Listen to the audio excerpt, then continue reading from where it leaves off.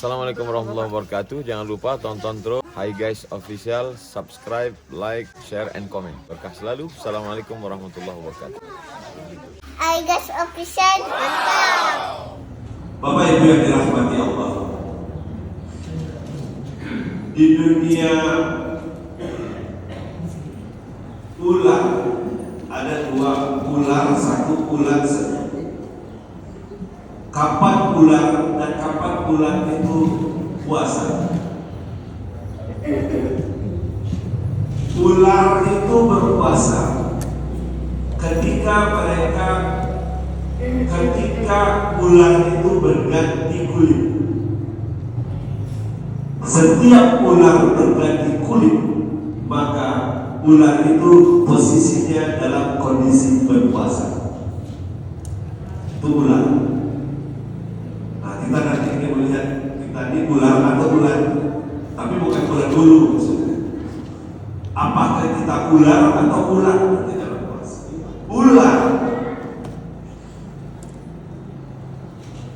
Dia berpuasa, makhluk itu berpuasa ketika dia berganti kulit. Kita mengetahui bahwa ular selalu berganti kulit. Nah, kalau ular berpuasa ketika ada perubahan yang terjadi pada dirinya. Ular itu mulai dari ularnya kemudian menjadi kepompong, kemudian jadi kupu-kupu. Ular cikal bakal tumbuh lahirnya kupu-kupu. Kupu-kupu itu kan cantik, Ibu ya. Senang mata melihat kalau kupu-kupu. Dua makhluk ini memperlihatkan ke kita, apakah puasa kita ini puasa ular yang puasa hanya untuk berubah saja, perubahan kulit dan tidak terjadi apa-apa pada diri kita, atau kita ini puasa ular, puasa yang membuat diri kita semakin sempurna dan semakin baik, dari ular yang menjijikan kepada kupu-kupu yang dinimang-nimang, yang enak dipandang, yang mempercantik bunga-bunga. Pilihannya ada di kita. Apakah puasa Ramadan yang kita laksanakan sebulan penuh ini membawa perubahan dalam diri kita atau tidak? Atau hanya sebuah peristiwa yang kita lalui setiap bulan, dari bulan ke bulan, dari tahun ke tahun. Masuk Ramadan, kita semua berpuasa, melaksanakan seluruh amalan-amalan Ramadan. Masuk puasa berikutnya kita juga demikian, menahan lapar dari pagi sampai petang, menahan haus dari pagi sampai petang, menahan hawa nafsu yang lainnya setiap tahun. Dan ini pekerjaan yang kita ulang-ulang setiap tahunnya. Persoalannya kemudian, apakah peristiwa yang kita laksanakan berulang-ulang itu membawa perubahan dalam diri kita atau tidak?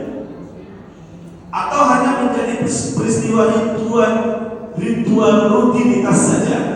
Atau memang sebagai sebuah peristiwa yang membuat diri kita ini meyakini seyakin-yakinnya bahwa insya Allah kita akan berhadapan dengan pengadilan Allah, di mana kita akan mempertanggungjawabkan seluruh ibadah yang kita lakukan, seluruh proses kehidupan yang kita jalani. Bapak Ibu yang dirahmati Allah, puasa ini hanya ditujukan kepada orang yang beriman saja. Bukan muslim, bukan manusia, tapi yang beriman saja. Beriman, meyakini seyakin-yakinnya bahwa ada kehidupan setelah kematian. Ada dua proses kehidupan. Hidup dari tiada ke ada, yang sesungguhnya. Kita kan dahulunya dari yang tak ada. Oleh peristiwa Allah ciptakan kita menjadi ada, dan kemudian kita tiada lagi di dunia, tapi masuk di alam lain, dan itulah kehidupan yang sesungguhnya. Khalidina biha abada. Bapak Ibu yang dirahmati Allah, ketika kita ingin mencapai kehidupan yang khalidina biha abada, apakah cukup dengan ibadah-ibadah yang kita lakukan jika umur kita 60 tahun, dipotong masa kanak-kanak, dipotong malam, yang paling hanya 30 tahun yang kita manfaatkan untuk ibadah, akan layak menerima kehidupan yang khalidina fiha abada? Pertanyaan itu perlu kita tanyakan pada diri kita. Supaya apa? Supaya kita tidak merasa sombong, tidak merasa angkuh, tidak merasa bahwa kita sudah beribadah sebaik-baiknya kepada Allah Subhanahu wa Ta'ala.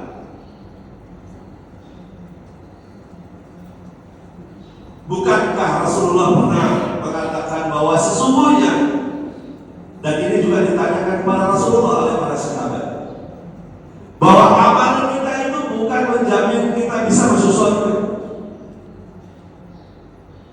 Bukan amalan kita. Amalan itu memang sebuah kewajiban kita sebagai seorang muslim, tapi bukan itu yang menjadi penentu kita untuk bisa masuk dalam surga Allah, mendapatkan kenikmatan-kenikmatan yang dijanjikan oleh Allah. Apa itu yang kemudian kita bisa mendapatkan surga? Surganya Allah kita dapatkan karena baiknya Allah terhadap kita.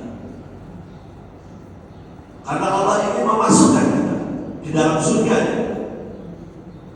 Tentu ukuran yang dipakai oleh Allah tetap pada peristiwa kehidupan kita saja. Apakah selama kehidupan kita ini kita bergantung kepada Allah atau tidak? Atau bergantung kepada diri kita saja? Makanya dalam kalangan ulama-ulama tasawuf selalu mengatakan bahwa ketika mereka dalam melaksanakan ibadah-ibadah, yang mereka harapkan bukan surga, tapi mahabbah, cinta. Karena kalau kita sudah dicintai oleh Allah, maka yakinlah kita apa yang kita butuhkan akan dipenuhi oleh Allah Subhanahu wa Ta'ala. Sebagaimana ketika kita mencintai saudara-saudara kita, mencintai sahabat-sahabat kita, mencintai tetangga-tetangga kita, maka kita akan memberi perhatian yang lebih kepada yang kita cintai.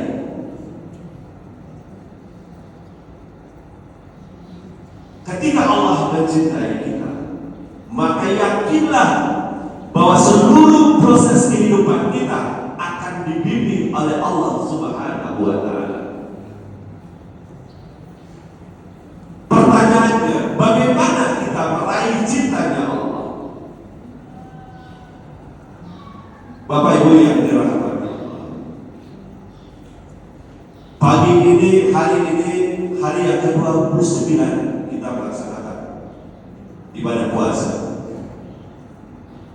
Tentu kita yang sangat mengetahui seperti apa ibadah puasa yang kita lakukan pada tahun ini, seperti apa perilaku diri kita selama dalam bulan Ramadan ini. Tidak ada yang tahu. Kita harus bermuhasabah. Kita harus selalu muhasabah diri.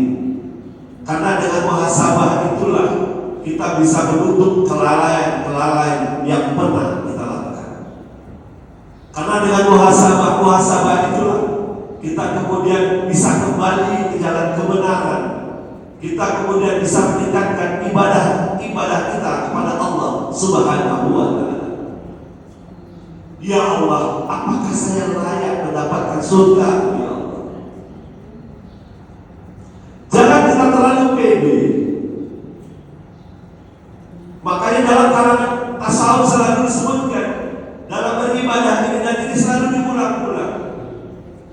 Bagaimana caranya ketika kita melaksanakan peristiwa-peristiwa kehidupan ini yang bermuara seluruhnya pada peristiwa peribadatan dengan khauf dan raja.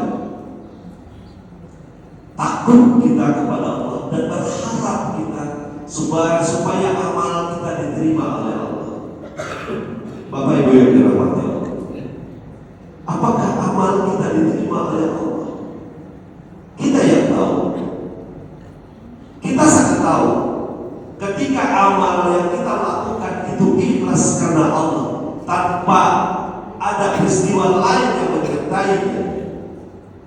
Kita yang mengetahui ketika kita bersedekah, ketika kita berinfak, ketika kita membantu orang lain, apakah karena lillah atau karena yang lain? Kita tahu. Hati kita sangat tahu akan hal itu. Maka tanyalah kepada hati kita, apakah kita sudah beribadah sebaik-baiknya kepada Allah? Bapak Ibu yang dirahmati Allah, semua kita ingin mencapai tingkat ketakwaan. Inna akramakum indallahi atqakum. Karena sesungguhnya orang yang paling mulia di sisi Allah adalah orang yang bertakwa. Dan puasa kita yang kita laksanakan di bulan Ramadan ini adalah untuk menjadi orang-orang yang bertakwa.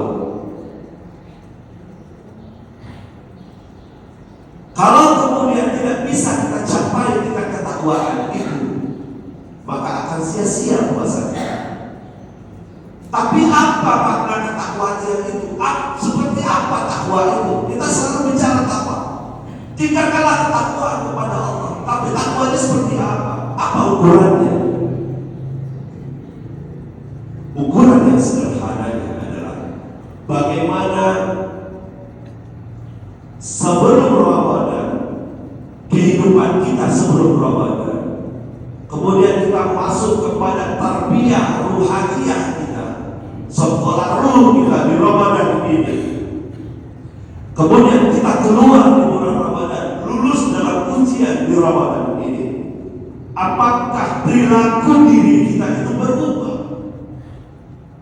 Dari sebelum Ramadan, masuk Ramadan, dan setelah Ramadan.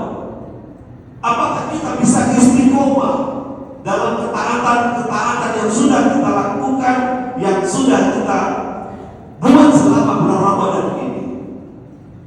Apakah kemudian kita lalai? Berapa banyak sekarang di Ramadan ini kita berpacu dengan tadarus, berpacu dengan khataman Quran, tapi 11 bulan kemudian kita meninggalkan Al-Quran itu di rak-rak buku saja. Berapa banyak sholat-sholat sunat yang kita laksanakan di Ramadan, tapi setelah Ramadan bahkan kita menjadi masuk dalam sholat wajib. Apakah itu masuk dalam ukuran ketakwaan? Iya.